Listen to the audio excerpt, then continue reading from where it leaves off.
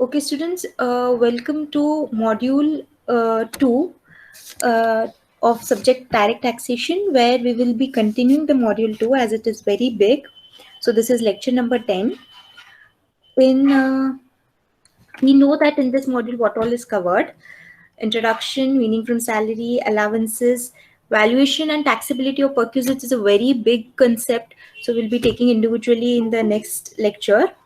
Death cum retirement benefits, which we have already covered in lecture number 8, 9, and still today also we will be covering on the same. So can anyone tell me what are the different death cum retirement benefits under income from head salary? Any student? Can any student give me the answer on the different items that come under death cum retirement benefits that has to be taxable under the head income from salary? Yes, students? Anyone?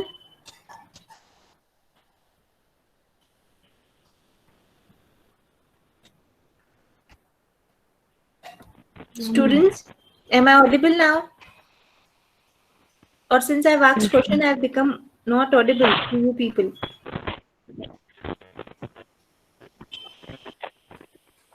I'll help you all. Okay. We seen voluntary retirement compensation, correct? We seen retrenchment compensation. We seen leave salary or leave encashment. Okay. And in our lecture number 9, we have seen gratuity, commuted pension, uncommuted pension, provident fund. Now you are able to remember, students? Give me some response. Yes, ma'am. Yes. There's only one yes. Yes, ma'am. Yes, ma'am. Everyone, it is only 1 hour lecture. Okay, pay 100% attention.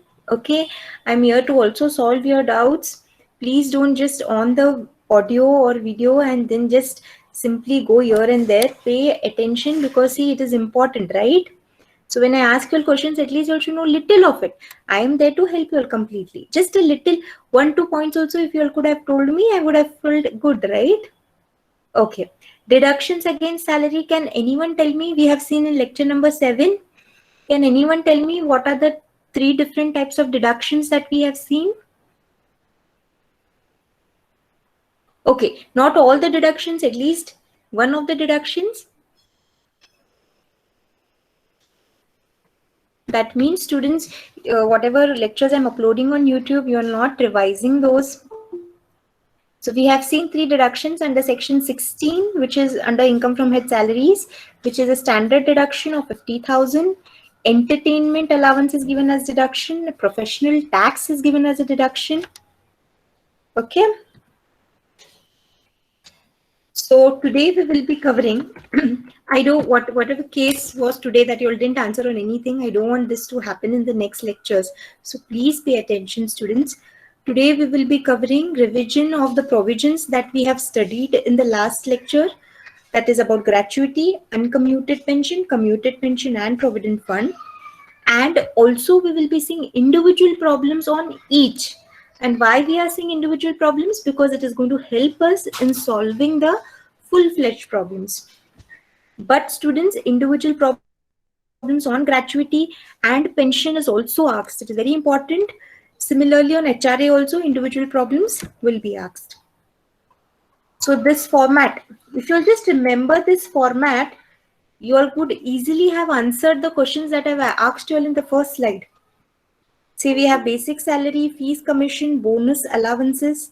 Perquisites I have highlighted in bold because it is still pending and we have to still deal with it in the next lecture. Then we have already seen voluntary retirement compensation, retrenchment compensation, leave travel concession, leave encashment we have seen. We have seen gratuity, uncommuted pension, commuted pension, provident fund. When we add all this, we get gross salary. Then we have deductions under section 16, that is 3 deductions. Remember students, we have 3 deductions under salary, which is covered under section 16, standard deduction, entertainment allowance, professional tax, and income. And then when we deduct Gross salary, from these deductions, we get income from the head salary. So why am I revising this slide in every lecture? Because this format is very important. To solve the problem on income from head salary, if you know this format, then somewhere it will help you in solving the problems. Okay. Now who is going to tell me what are the death cum retirement benefits? So since I've already revised, I just want anyone voluntarily to just tell me what are the death cum retirement benefits that are given under the head income from salaries. Ma'am, Rohini here. Yes, tell me. Leave encashment, Very good. voluntary retirement compensation, and Very, retrenchment compensation. very good. And the following, which we have seen in the last class, gratuity. And PF, pension. Very good, Rohini. So very good. I appreciate. And next, anyone can tell me deductions against salary? Irrespective, it is any sum, students. Let it be any sum. You have to show deductions under salary. So can anyone tell me what are the deductions under salary?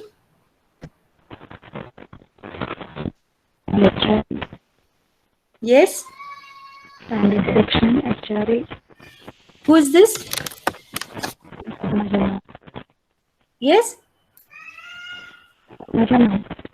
I am not, you're not audible to me. Yes, dear? Okay, tell me what are the deductions? Deductions under salary, standard deduction, professional tax, HRA. No. Deductions against salary, which is universal and fixed. Very good. You said standard deduction, that is correct. You said professional tax, which is correct. One more. Ma'am, entertainment. Entertainment allowance. So remember, there are only 3 deductions against salary. Okay. So very good, Padmaja and Supriya. Okay. So let us move ahead. So this is the way. I think I only have to keep on revising with you people so that it will enter your head. Simply don't listen. Okay, now quickly before we start solving problems on gratuity, let us just revise the provision on gratuity. So remember, gratuity is covered under section 10, subsection 10. Gratuity, very important, students, because individual problems on gratuity also can be asked, and it will be covered in the full-fledged problems also.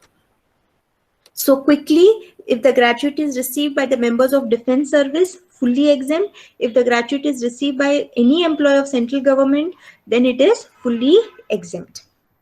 Next, if it is any other employee, when I say any other employee means he is not a member of defense service, he is not a member of, he is not an employee of central government or local authority or civil service, then he becomes other employee. And you have to check whether he's covered under the Gratuity Act or not covered. If he's covered, the least of the 3 will be exempt. 20 lakh, actual gratuity received, 15 days salary based on the last drawn salary for each completed year of service or part thereof in excess of 6 months. So when he's covered by the Payment of Gratuity Act, even if he served for 7 months, you have to take it as 1 full year, because here they are telling each completed year of service or part thereof in excess of 6 months. And in a month, what are the number of days you have to take? 26. This you all will better understand when we solve the problems. Next, not covered by the Payment of Gratuity Act. If that employee is not covered, least of the following is exempt. 20 lakh, actual gratuity received, which is same in both the cases, but the third case is different. You have to take half month salary.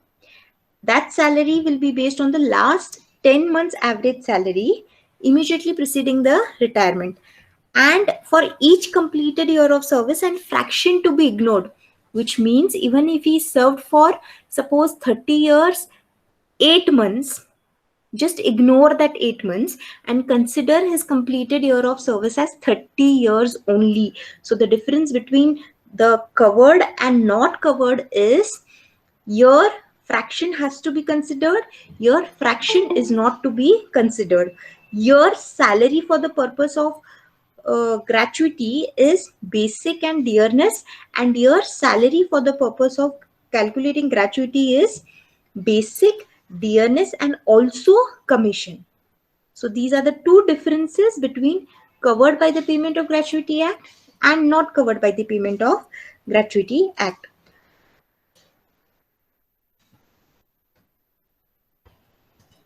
So quickly, let us revise pension. Pension are of two types, commuted, uncommuted. So can anyone tell me what is the meaning of commuted pension or uncommuted pension? Because we have already discussed in the previous lecture. Ma'am, shall I? Yes. Ma'am, commuted pension means the pension is fund is provided, a lump sum amount of fund is provided after his retirement. In uncommuted pension, the periodic payments is to be made, ma'am, as a Very good, pension. Yashaswini. Very good. In case I am just recognizing your names with the um, with the with the audio that I'm listening. So in Yes. case I'm making a mistake in your name, just let me know. So very good, Yashaswini. Uncommuted pension is a pension that is received periodically. So remember, uncommuted pension, let it be a government employee, non-government employee, fully taxable. You're going to fully charge it to tax. And commuted pension, if it is received by the employees of central government or local authority or civil service, defense, fully exempt. But this commuted pension, if it is received by any other employee, then you have to check whether he is receiving gratuity or not receiving gratuity. If he is receiving gratuity, 1/3 of the pension that he is receiving will be exempt. And if he is not receiving any gratuity, then half of the pension will be exempt. Okay, let us move ahead.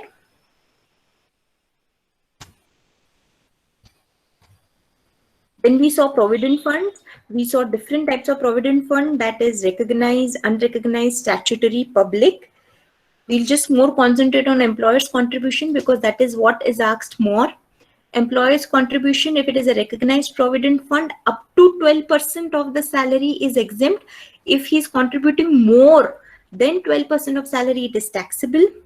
Unrecognized provident fund, not taxable at all. Statutory provident fund, fully exempt.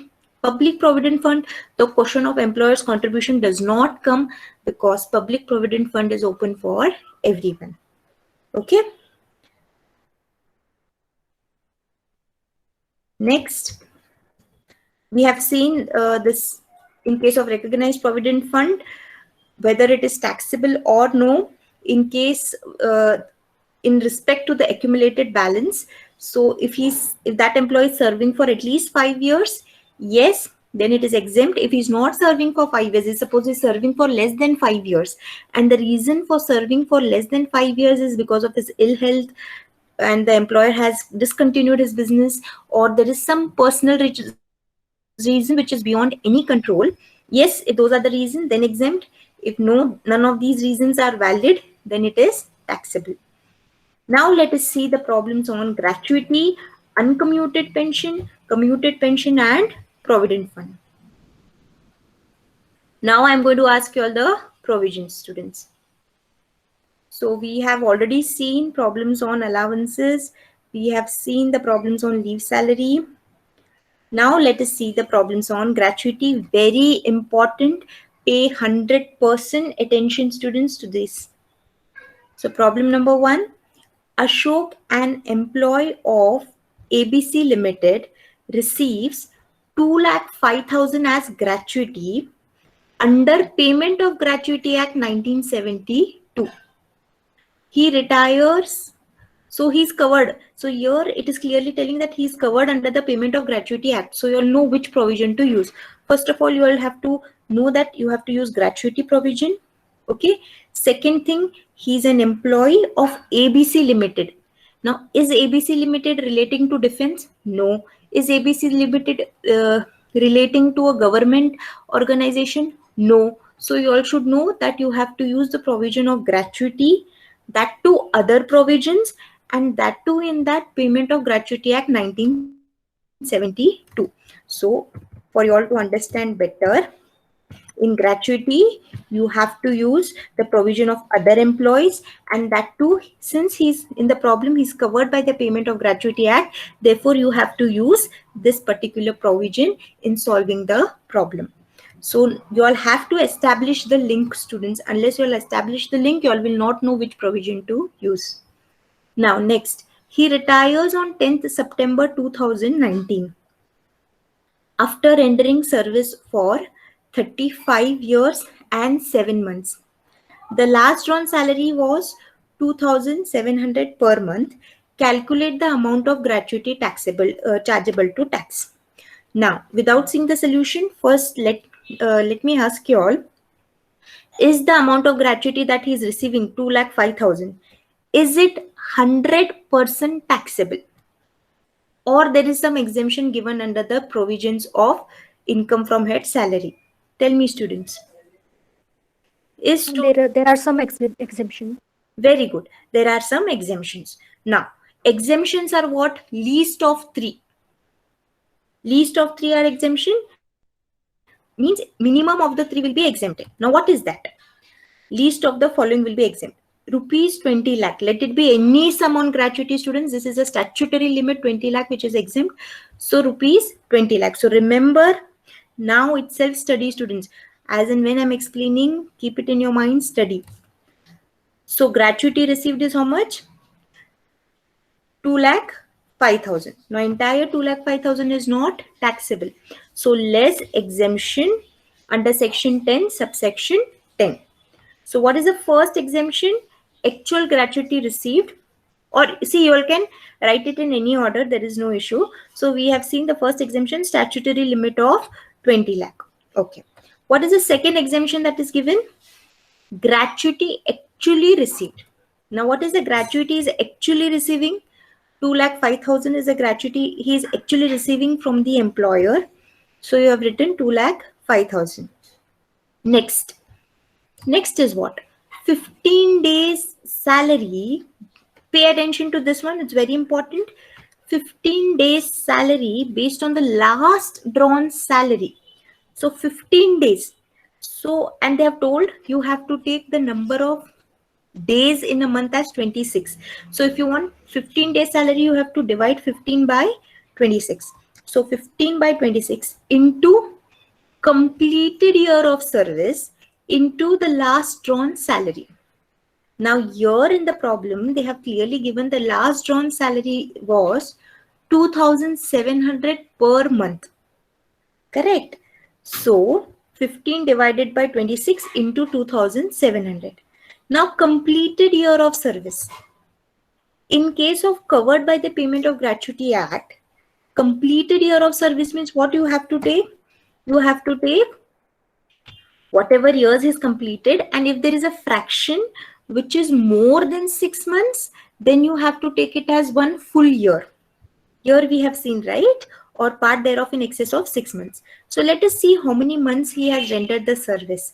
He has rendered the service for 35 years and 7 months. So you all tell me, students, how many years should I take as completed year of service? 36 months. 36 years. Very good. You all have understood this. So when we have to take 36, when he's covered by the Payment of Gratuity Act. And suppose if in this same problem he was not covered by the Payment of Gratuity Act, then what would you all take as the completed year of service? 35 years. 35. Very good. You all have understood the difference between. Very good, students. You'll have understood the difference between covered and not covered under the Payment of Gratuity Act. So very simple. We have taken 15 days salary, 15 divided by 26 into 36. Why we took 36, you all know very well. Into 2,700. Last drawn salary was 2,700.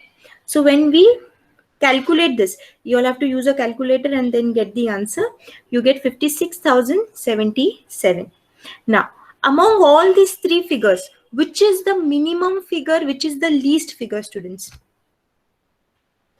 Among all the 56,077. Very good. So 56,077 is the exemption given to Ashok.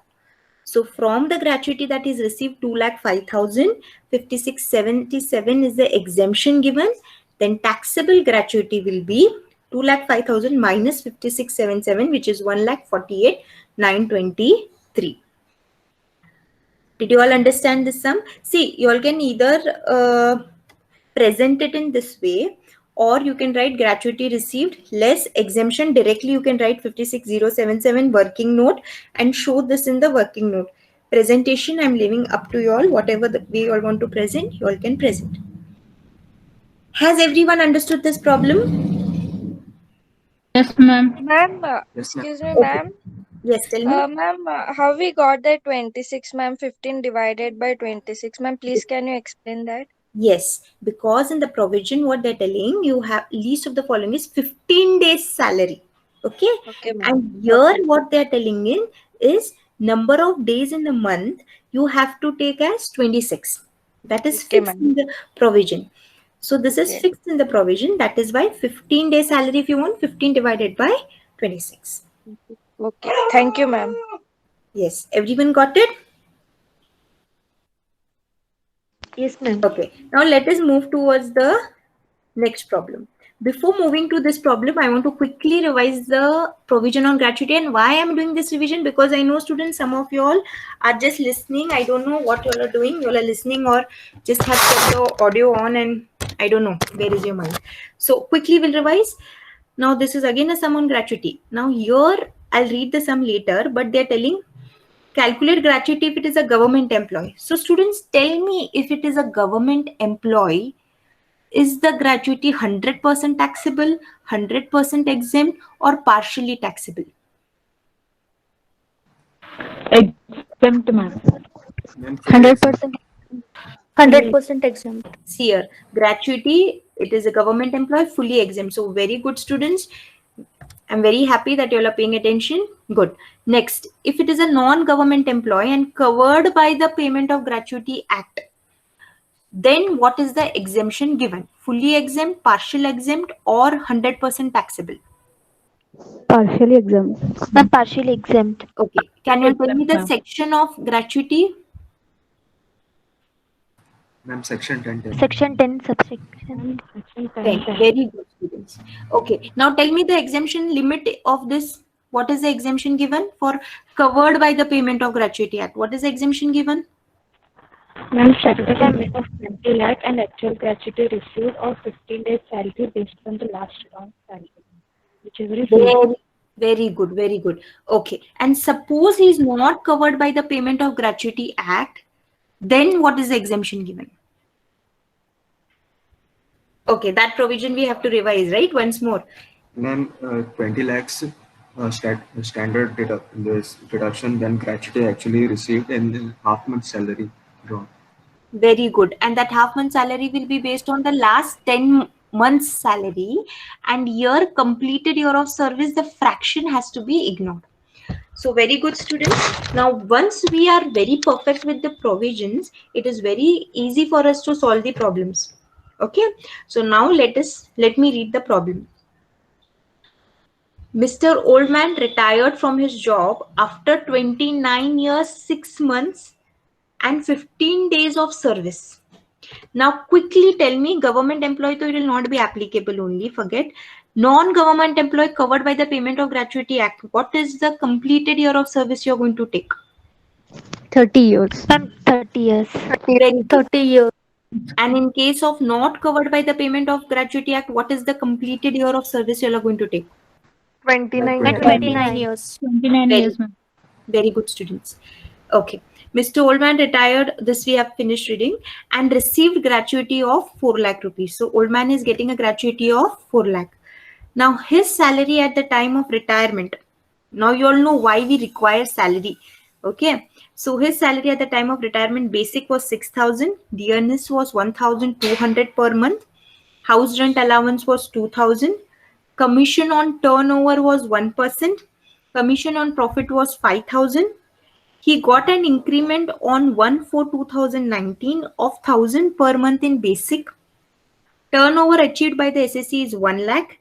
Calculate the taxable gratuity if he is in all these cases. One thing now I want to ask you all, if he is covered by the Payment of Gratuity Act, You require 15 days salary. Now that salary for the purpose of gratuity, what is that? What does Ma'am, salary? basic plus DA, ma'am. Very good. And in case not covered by the Payment of Gratuity Act? Basic plus DA and percentage of commission, ma'am. Commission as a percentage of turnover. Okay. Yes.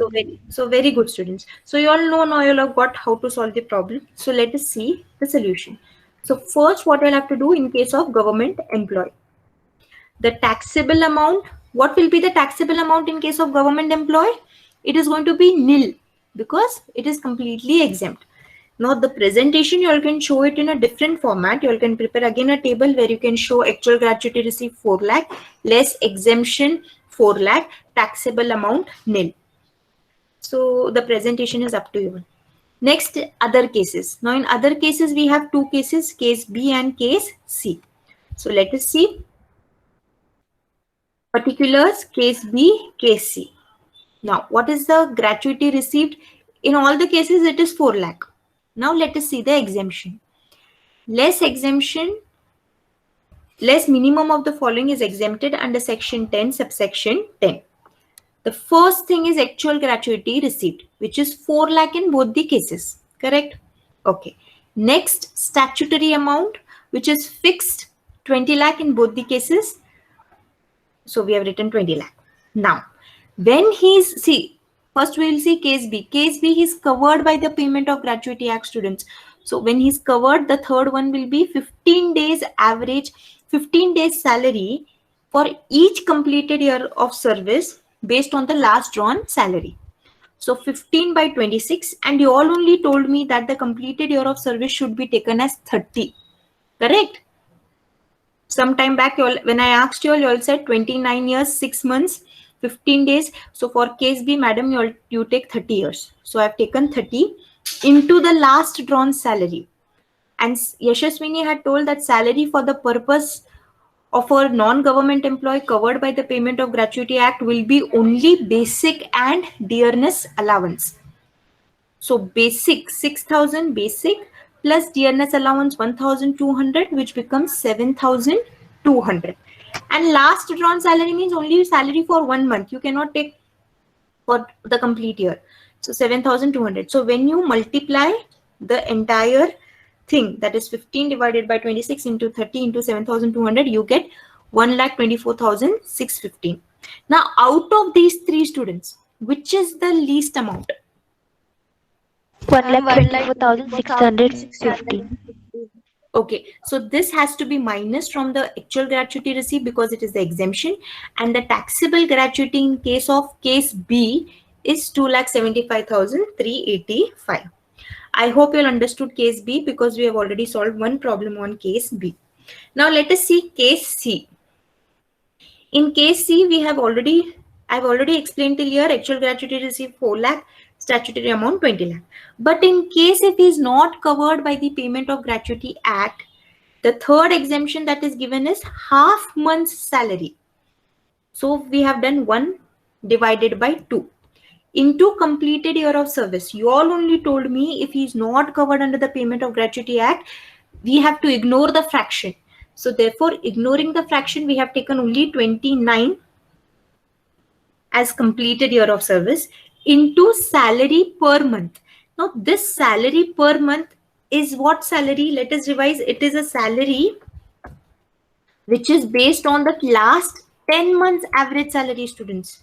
Last 10 months. And this last 10 months, you will have to start calculating immediately preceding the retirement or death. Okay? Keep in mind. So now, salary for the purpose, see, working case for C. Salary for the purpose, if he is not covered under the Payment of Gratuity Act, as Yashaswini rightly said, it is basic salary, dearness allowance, commission on turnover. But that salary will be based on the last 10 months. Now, when did he retire, students? He retired on 17th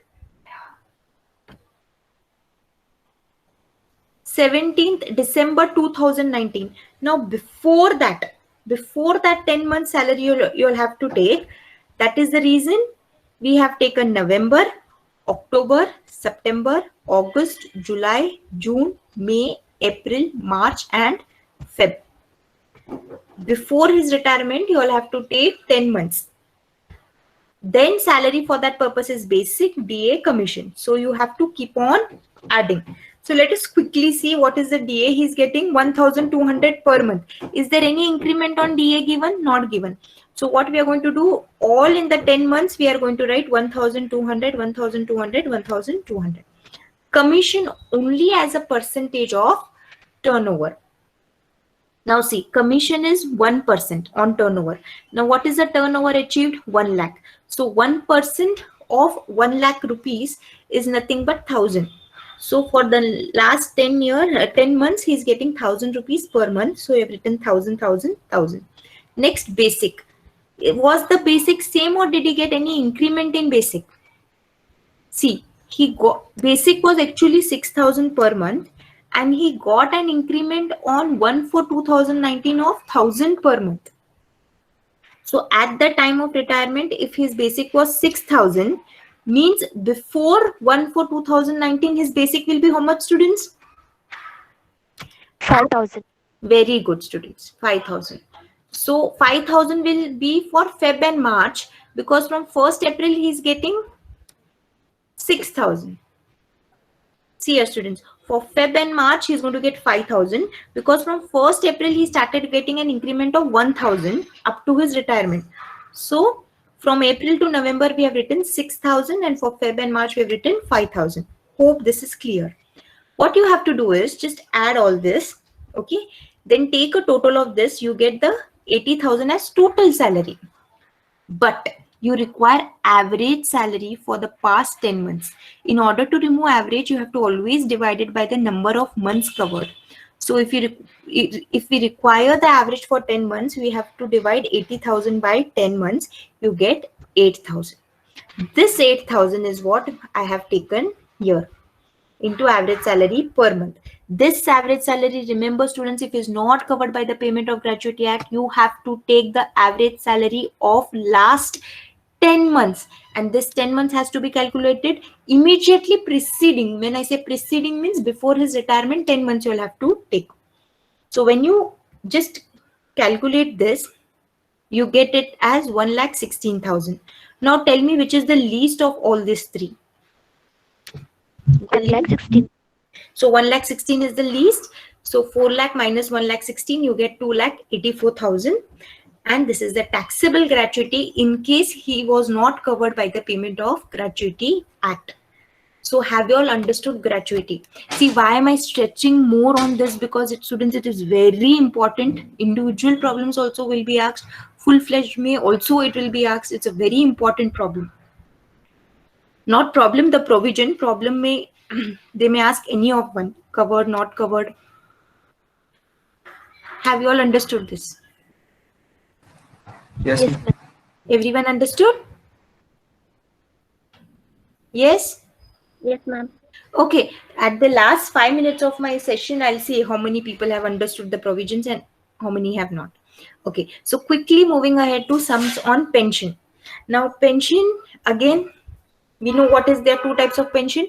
Remember, uncommuted pension is always taxable even if it is a government employee or non-government employee. So let us first read the problem, then revise the provision and then solve the problem. Mr. Amit has retired from his job on 31/3/2019. From 1/4/2019, he was entitled to a pension of 3,000 per month. On 1/8/2019, he got 80% of his pension commuted and received 1,20,000. Compute taxable pension if he is a government employee, if he is a non-government employee and not receiving gratuity, and if he is a non-government employee. Okay, students, first thing I'll tell you all, here is he commuting 100% of his pension. Now commuting means taking lump sum amount and uncommuted means periodically he is receiving. So here initially he was receiving 3,000 per month. So there is an uncommuted pension. Later in August, he commuted only 80% of his pension. So in this problem, it is a combination of 20% commuted and 80% uncommuted. 20% uncommuted, 80% commuted. Are you all understanding? Yes, ma'am. So Yes, this ma'am. so this problem has both commuted portion and uncommuted portion also. So quickly let us revise the provision.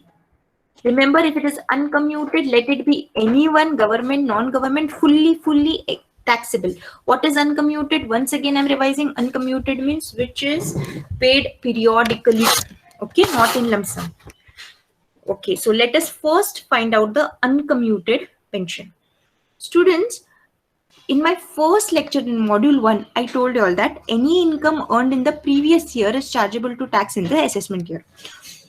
So from 1/4/2019 up to when he took the lump sum, how many months? 1/4/2019 to 31/7/2019.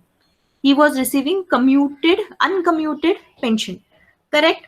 So let us calculate uncommuted pension. Case A, when I say case A, means it is a government employee.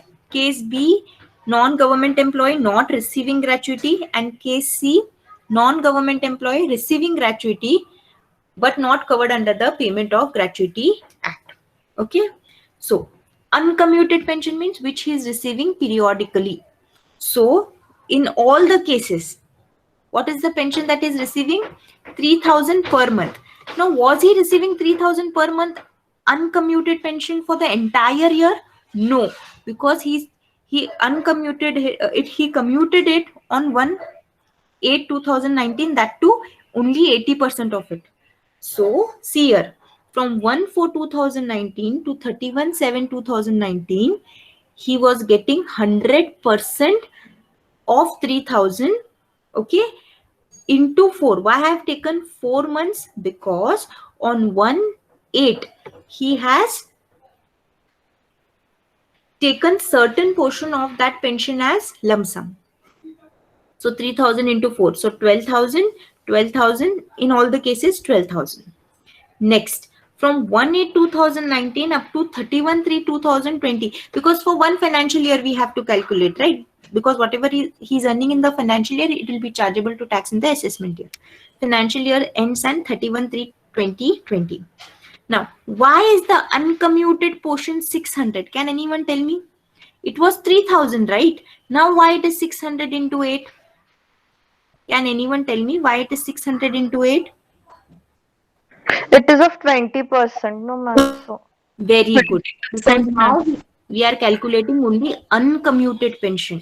So 1/8 he commuted 80%. Means uncommuted is how much? 20%. So 20% of 3,000 is how much? 600 into 8.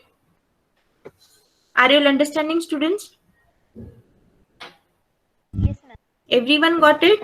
Yes, ma'am. Ma'am, please can you explain it once again? See, in this problem, there is a combination of commuted and uncommuted. From April to July, he was receiving 100% uncommuted. So from April to July, 100% of 3,000 is 3,000 only. And from April to July, what are the number of months? 4 months. So 3,000 into 4 was his uncommuted pension. First, we are just calculating uncommuted pension. So it is 12,000 in all the cases. Later on August, he has, out of this 3,000, he commuted only 80%. Means the remaining 20% is uncommuted. He still wants the 20% to receive as periodical amount. So when you take 20% as of 3,000, you get 600. And this he decided on August 1st. August 1st to 31/3/2020, because see, one financial year you have to take, and that will be chargeable to the in the assessment year. So we have taken from 8th August to the March of the succeeding year. So 600 into 8. So what is the total in the entire year? What is the total amount of uncommuted pension he is receiving? 12,000 plus 4,800 in all the cases. Now, is there any exemption that is given to uncommuted pension, students? No, ma'am. Nil. No exemption. So the entire, when you have to add this both, entire 16,800 will be chargeable to tax even if he's a government employee, case A. Even if he is a non-government employee not receiving gratuity, case B.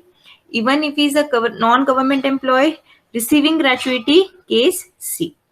So remember, uncommuted pension is taxable in all the cases. That is why we have not shown any exemption here. Is this clear? Yes, ma'am. Provision clear. Uncommuted pension fully taxable. Remember, students, what is uncommuted pension? Periodical payment received per month. Okay.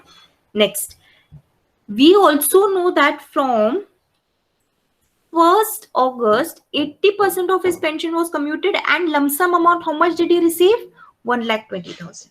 Now you all tell me, students, in case of commuted pension, if he is a government employee, okay, will this commuted pension that is receiving of 1,20,000, is it 100% taxable, 100% exempt, or partially taxable? 100% exempt. 100%. So we will go case by case. So in case A, commuted pension, he is receiving 1,20,000 less fully exempt under section 1010A, 1,20,000. The value of commuted pension that is chargeable to tax will be nil. So when you add a commuted and uncommuted pension, you get total pension because it is a part of pension only. So in case A, when uncommuted plus commuted, you add taxable pension in case of government employee 16,800. I hope you all have understood case A. Now moving to case B. Can you all tell me, if he is a non-government employee, will the commuted pension that he's receiving is 100% chargeable to tax, 100% exempt, or partially taxable? Partially. Partially. Partially taxable. So case B is what? Let us revise. Employee is not receiving gratuity. So here, if the employee does not receive any gratuity, then remember, half into commuted pension received divided by commutation percentage into 100 would be exempt. So in case B, he is not receiving any gratuity. So what is the amount of exemption given? Half into pension received, commuted pension received, divided by commutation percentage into 100. Now what is the commutation amount he is receiving? 1,20,000 divided by commutation percentage. How much percentage he is commuting? Only 80%. So divided by 80 into 100. When you calculate this, you will get 75,000. So out of the commuted pension 1,20,000, 75,000 is the exemption. The remaining 45,000 is taxable. So commuted pension plus uncommuted pension, if we add, the total taxable pension in case of non-government employee not receiving gratuity is 61,800. Now let us see case C. Case C is what? He's a non-government employee, and if he's in the receipt of gratuity, if he's getting gratuity, then how much would be exempt? Same formula remains the same. Instead of half, you have to take 1/3. So 1/3 into commuted pension received, that is 1,20,000, divided by commutation percentage, that is 80% into 100. So let us see. 1/3 into 1,20,000 divided by 80 into 100. So when you calculate this using calculator, you get 50,000. So out of 1,20,000, he's getting an exemption of 50,000. When you minus this, 70,000 is taxable as commuted pension. But pension has commuted, uncommuted. So when you add 16,800 plus 70,000, you get 86,800 will be taxable pension in case a government employee receiving gratuity. Is this clear, students? This also provision is important. Have you all understood this provision? Very simple, two things only you all need to remember. Uncommuted, fully taxable, nothing to worry. Commuted pension, government employee, fully exempt. Non-government employee, if he is receiving gratuity, 1/3, not receiving gratuity, half. Is this clear? Yes, ma'am. Yes, ma'am. Okay. So I hope pension part also is clear. After I finish the sum on provident fund, I will be asking you all provisions on gratuity. I am there to help you all. I at least want to know if you all have understood basic. I want to ask you all provisions on gratuity, pension, and now provident fund after we complete this problem. So provident fund, Mr. X has the following salary structure. Basic pay is 10,000 per month, commission is 2,000 which is fixed, DA is 1,000 per month, entertainment allowance is 2,000 per month.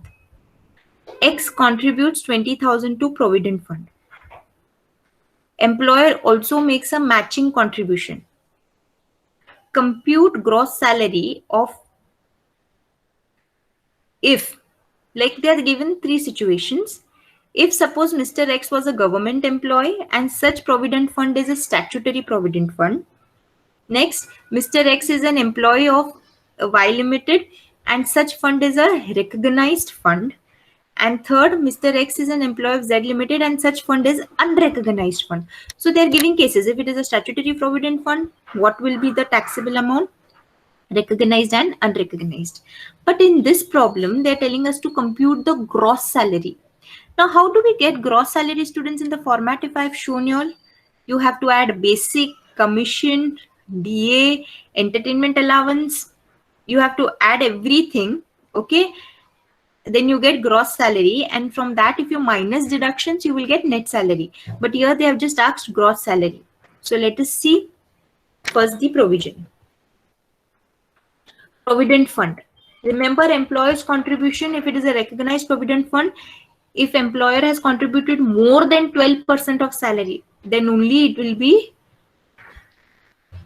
taxable, otherwise it is exempt. In case of unrecognized provident fund, not taxable, statutory provident fund, not tax, fully exempt. So let us solve. Case A, case B, case C. Now, he's received, we are calculating gross salary. Later in that, we will be seeing provident fund. Basic pay. Tell me, students, basic pay. Is it 100% chargeable to tax or is there some exemption in the basic salary? 100%. 100%. What? 100%, ma'am. So 10,000 into 12 is how much?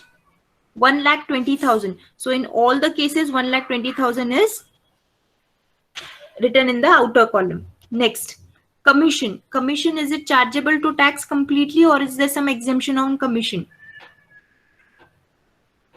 Taxable Completely taxable, and it is fixed 2,000. So we have written 2,000 everywhere. Next, in allowances, dearness allowance. Tell me, students, dearness allowance comes under which heading?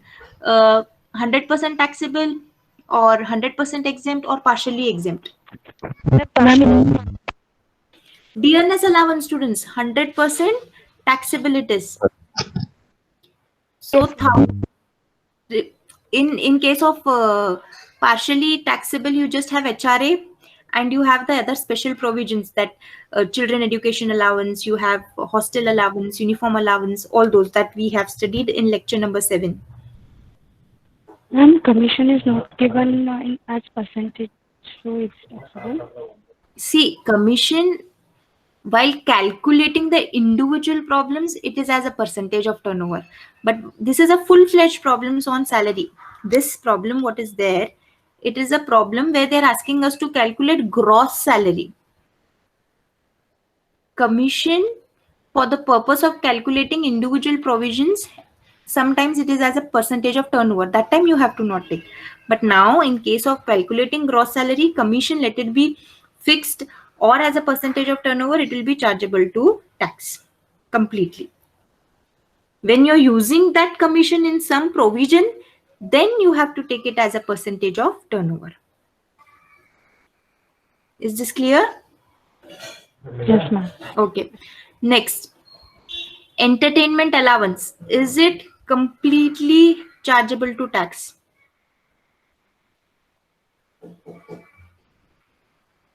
Students, allowances lecture, did you all forget? There are 3 types of allowance: 100% taxable, 100% exempt, partially taxable.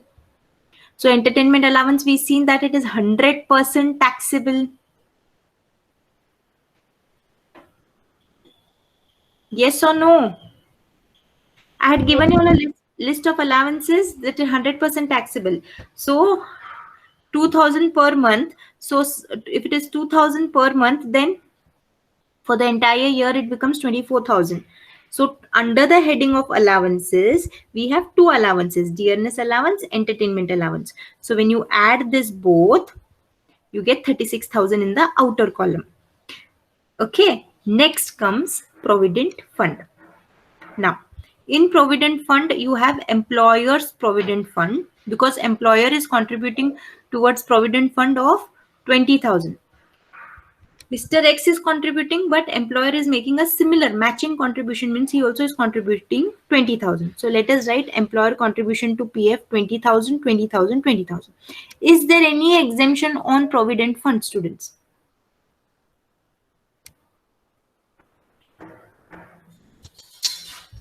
Yes. Yes, there is an exemption. Here we have seen that if the employer is contributing to unrecognized provident fund, fully exempt, not taxable yearly. If he is contributing to statutory provident fund, fully exempt. So here case A is what? Statutory provident fund. So if it is a statutory provident fund, see your students, you can see the slide. Employer contribution towards statutory provident fund, fully exempt. So 20,000 less exemption is 20,000. So how much is the taxable provident fund? Nil, because case A is a statutory provident fund. Therefore, it is 0.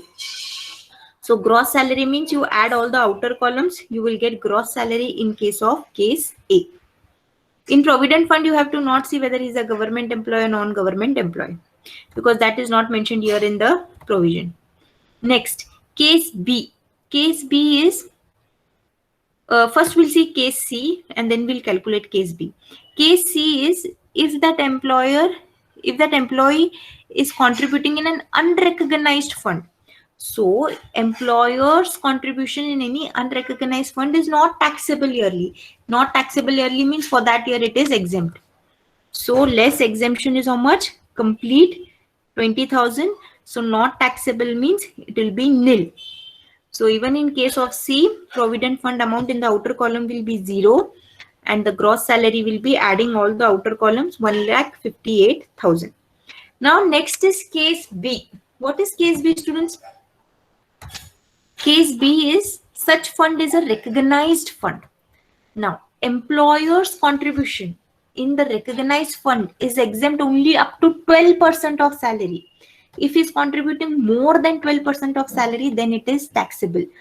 Now to see whether it is 12% or less than 12%, we have to do calculations. So salary for that purpose, see now this is a provision, Padmaja. So salary for that purpose we know is basic salary plus commission as a percentage of turnover.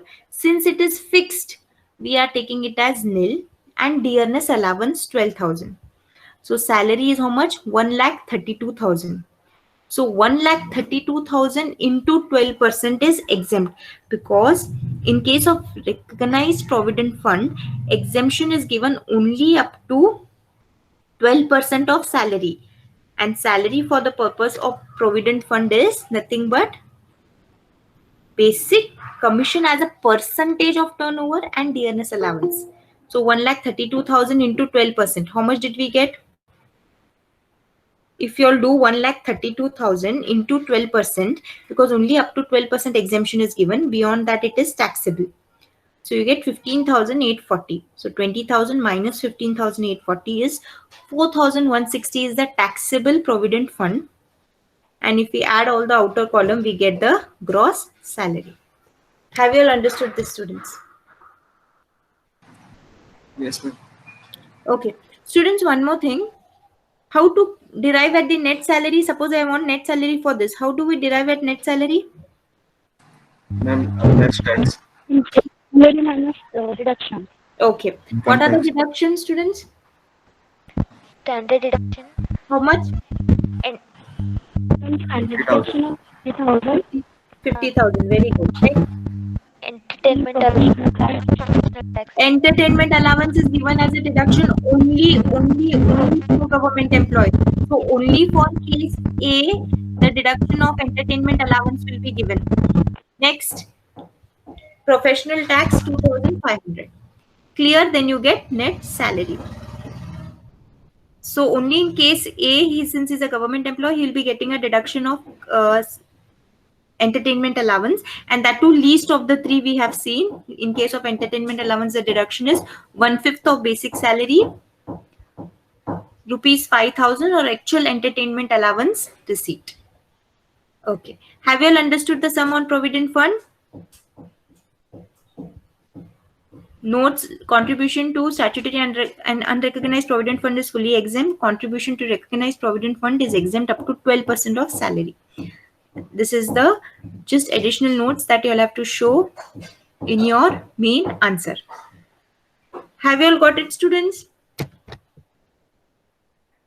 Yes, ma'am. Okay, so we have finished seeing problems on gratuity, uncommuted pension, commuted pension, and provident fund. So I'll just ask, everyone understood? So we have completed with this session. Thank you so much, students.